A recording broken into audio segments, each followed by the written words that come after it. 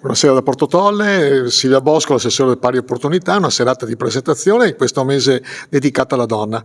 Cosa celebrate questa serata?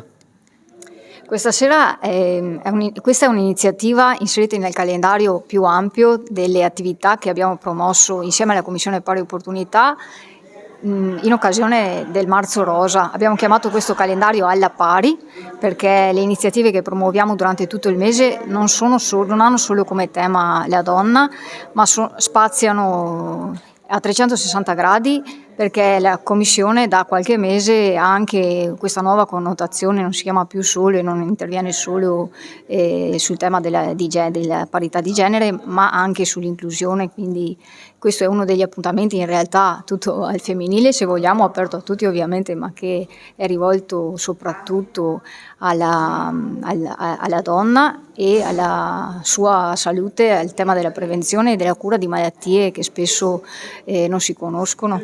Ringraziamo l'associazione APPE che si occupa di endometriosi, che collabora all'iniziativa, tutta la Commissione Pari Opportunità e la dottoressa Merlin con la direzione ULS che ha accettato il nostro invito e sarà con noi questa sera.